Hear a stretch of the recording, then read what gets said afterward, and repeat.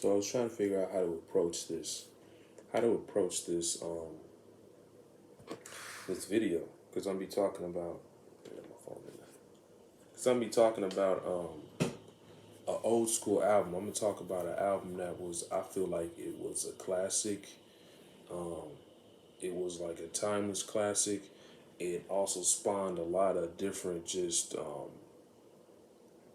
it inspired a lot of different songs, you know what I'm saying, from other artists, you know, which I always feel like that's like the biggest respect you could pay to an artist who's really great, you know what I'm saying?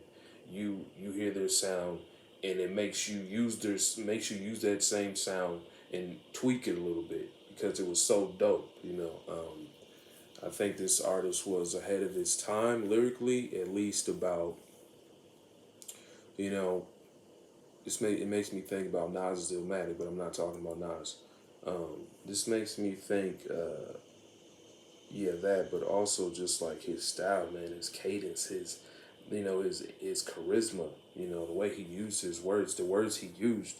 Um, but yeah, he was like, this dude was at least 5 years, 5, 6 years ahead of his time lyrically, and that is none other than y'all ready? The DOC.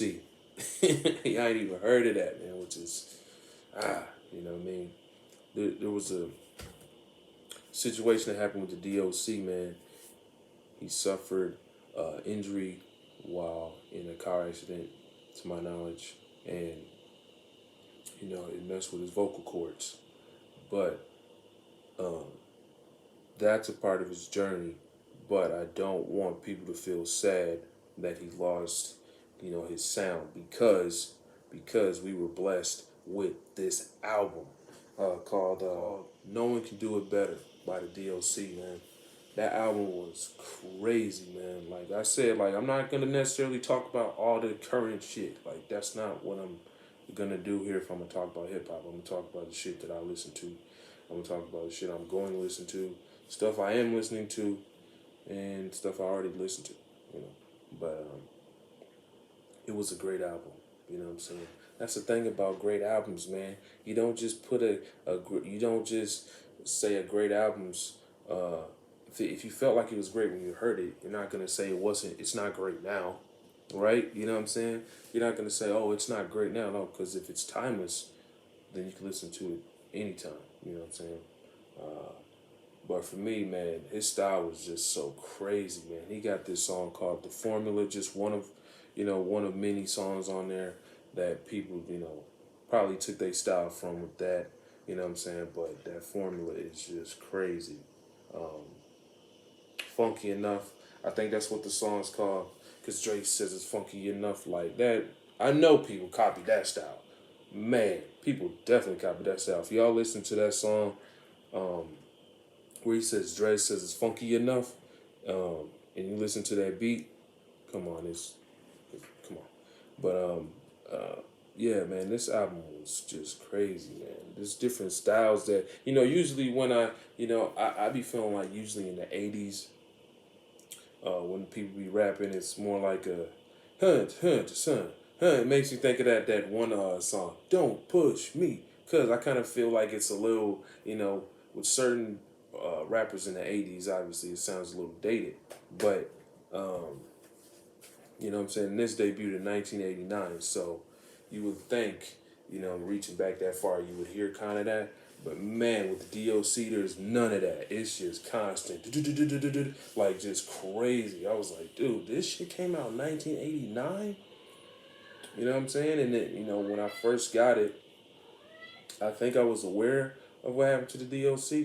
You know what I'm saying? I was aware, um, but it was just like it was just crazy, man. Because I feel like if he was able to, and I want to get on what ifs, man. But this dude's style was, and that's exactly why I don't want to get on this because I know this dude's so amazing. I know he wrote incredible stuff for everyone else. You know what I'm saying? I know he did. I know he is. I know he is a credited writer for a lot of musicians because he was just incredible himself lyrically. I mean, that one album alone was a classic.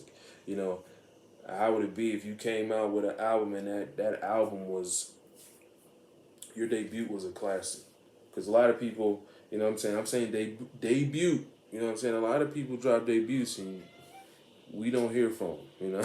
So, you know, so my cat.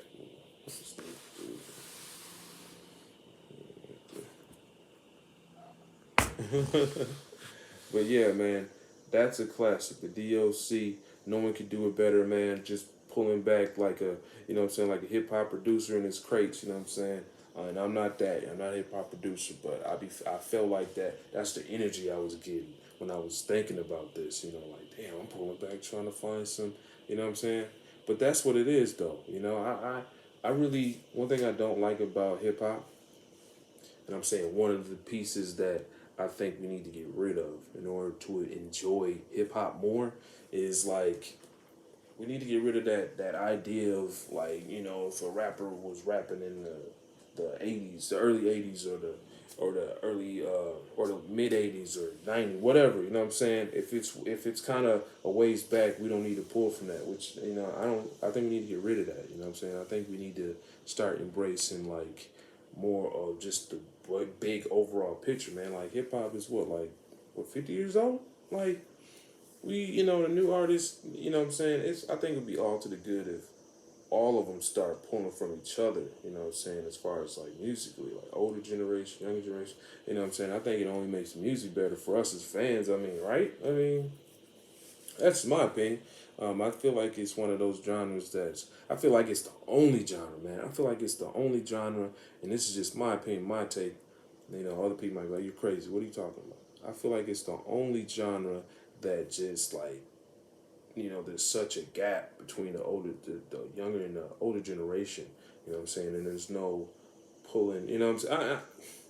There's no. You know what I'm saying? I want there to be more of a bridged gap. Yeah, it's not as apparent to me. You know what I'm saying?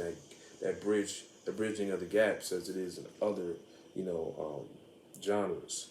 I wish hip hop had that more. I think us being, and it's crazy because hip hop, us as fans and us as people that follow it to some extent, other people, us that grew up on it, you know, we know that it's the biggest art form right now. So it for me it doesn't make any type of sense that there's still this kind of divide between the older generation and the young generation. You know what I'm saying? I think it'd be so dope to hear more older rappers rapping with younger rappers. You know what I'm saying? Finding dope producers that can put it together. You know what I'm saying? Because I know that's a part of the recipe. You know what I'm saying? But yeah, I went on a tangent, but yeah.